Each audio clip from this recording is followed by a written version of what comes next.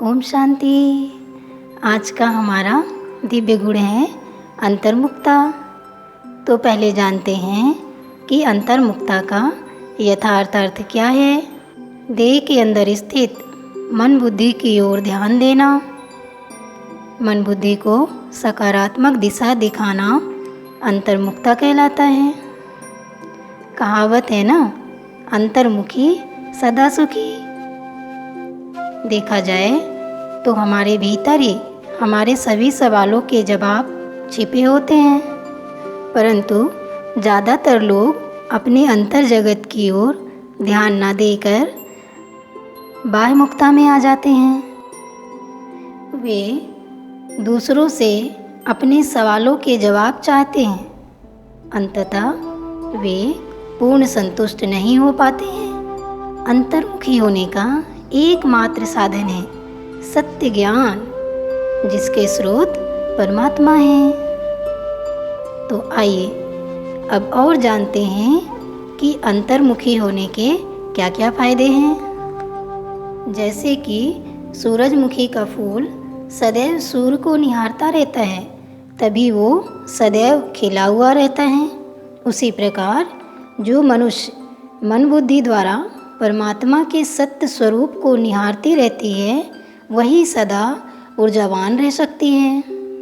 आइए एक उदाहरण के तौर पर इसे समझते हैं। गोताखोर जब सागर के अंदर गोता लगाता है, सागर की गहराई में जाने पर उसे हीरे, मणिक, मोती सब दिखने लगते हैं। यदि वो ऊपर ऊपर लहरों में लहराता रहे, अंदर गहराई में ना जाए, तो उसे केवल मछली हाथ आएगी, रतन नहीं। इसी तरह अंतर्मुक्ता में जाने से हम सर्व गुणों को आकर्षित करते हैं, जैसे कि धैर्यता, स्थिरता, मधुरता, संतुष्टता, भरपूरता। अंतर्मुक्ता से हमारी कर्मेंद्रियां नियंत्रित हो जाती हैं। हम श्रेष्ठ चिंतन करके मन की मैल अर्थात अवगुणों को निकाल सद्गुणों को धारण कर अपने जीवन को निखार सकते हैं। हम स्वयं की ही नज़रों में बहुमूल्य हीरा बन जाते हैं। जिस प्रकार जमीन में बीज डालने के बाद उसे प्राकृतिक वायुमंडल में अच्छी धूप, हवा, पानी देकर छोड़ दिया जाता है, वो बीज तह में रहकर स्वयं अंकुरित होता है, फिर धीरे धीरे करके वह विशाल वट वृक्ष का रूप ले लेता है। उसी प्रकार जब हम अंतर्मुक्ता की गुफा में रहते हैं, तभी हम अनेक गुणों एवं शक्तियों को प्रत्यक्ष स्वरूप दे पाते हैं। हमारी परख शक्ति बढ़ जाती है, सही और गलत का निर्णय भी हम ले सकते हैं। तो आइए कुछ पल अंतर्मुक्ता के लिए शुभ संकल्प करते हैं। एक शांत वातावरण में बैठ जाइए, रिलैक्स हो जाइए, सभी बाहरी बातों से न्यारे हो जाइए। एक दृश्य अपने आँखों के सामने देखिए कि एक बहुत सुंदर सागर का किनारा है, जिसमें बहुत सारी सागर की लहरें उछाल खा रही हैं। ऊपर आकाश में सागर का ही प्रतिबिंब और सागर में आकाश का प्रतिबिंब नजर आ रहा है। इस भोर के समय आकाश में आजाद पंछी उड़ान भरते नजर आ रहे हैं।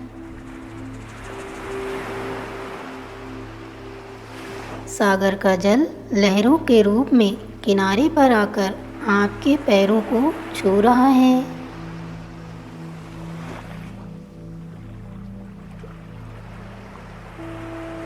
आपके पैरों को बहुत ठंडक का एहसास करा रहा है। ये सागर का शीतल जल चट्टानों से टकरा टकरा कर पुनः सागर में विलीन हो रहा है। आपकी नज़र सागर को दूर तक देख रही है।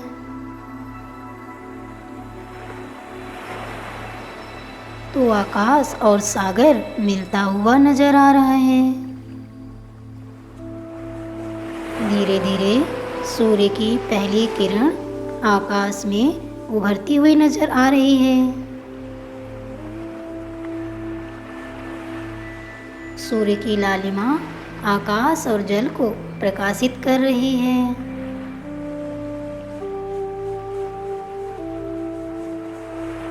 अब जल की लहरों को आप दूर से आते और जाते देख रहे हैं।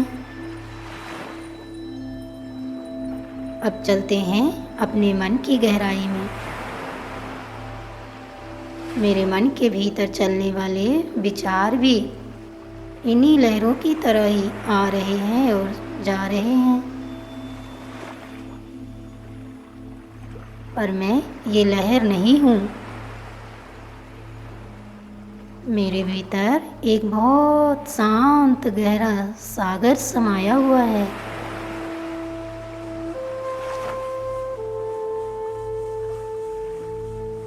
जो बहुत स्थिर है, जिसमें अनेकानेक गुण रूपी मोती छिपे हुए हैं।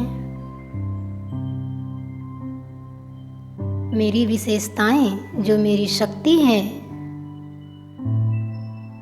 मैं उन हीरे मोतियों को देख रही हूँ।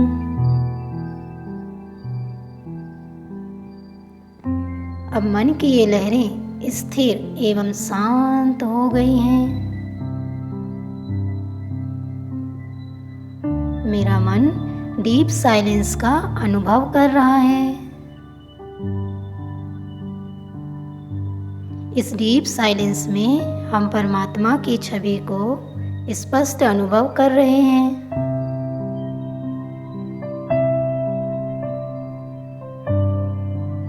उसकी आवाज को सुन सकते हैं, उनसे बातें कर सकते हैं, उसके प्यार का अनुभव कर रहे हैं। मन और एकदम शांत हो गया है। मैं शांति की अनुभूति में समा गई हूँ।